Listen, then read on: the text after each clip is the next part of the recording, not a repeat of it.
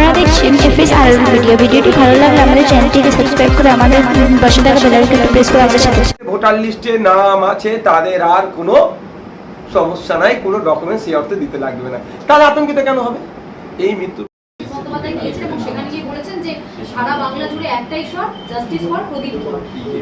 সেখান থেকে খানিকটা দূরে পানিহাটিতে অভয়ের বাবা মা তারা বলেছেন, বাংলাহাটের সাক্ষাৎকার নিতে গিয়ে তারা বলেছেন যে আমাদের মেয়ের মৃত্যুর পর যে আমাদের আন্দোলন ছিল সেই আন্দোলনের স্লোগান চুরি করা হচ্ছে।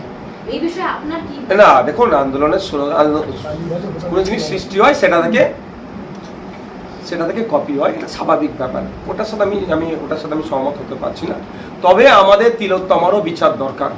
আমরাও চিৎকার করব, justice for Tilottama, justice for Anis Khan, justice for Tamanna, justice for Bidyut Mondal, justice for যত ধরনের অন্যায় আছে তার পক্ষে কথা বলবো। তবে এই প্রদীপ কর সাহেব যিনি মারা গিয়েছেন, তিনি নাকি বলছেন এসআইআর এর আতঙ্কে মারা গেছেন। এতে অনেক রহস্য আছে।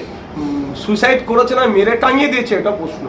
কারণ যতটুকু খবর পাচ্ছি প্রদীপ কর সাহেবের নাকি 4টে আঙুল ছিল না, প্রদীপ বাবুর 4টে নাকি আঙুল ছিল না।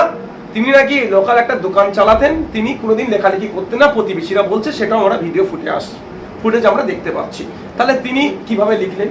দ্বিতীয় কথা হচ্ছে, ওই প্রদীপ বাবুর নামের 2002 এর ভোটার লিস্টে ওনার নাম আছে, সেটাও ফেসবুকে এখন কিন্তু খুব ঘুরছে। তাহলে তিনি আতঙ্কিত কেন হবেন? যেখানে ইলেকশন কমিশন অফ ইন্ডিয়ার চিফ বারবার একটা কথা বলেছে, 2002-3-4 জন্যই বলেছেন যে অন্য রাজ্যে 3-এ হয়েছিল এই ধরনের, 4-এ হয়েছিল এই কথা বলেছেন। যাদের ভোটার লিস্টে নাম আছে তাদের আর কোনো সমস্যা নাই, কোনো ডকুমেন্টস এই অর্থে দিতে লাগবে না। তাহলে আতঙ্কিত কেন হবে? এই মৃত্যুর পিছনে কোনো রহস্য থাকতে পারে তো।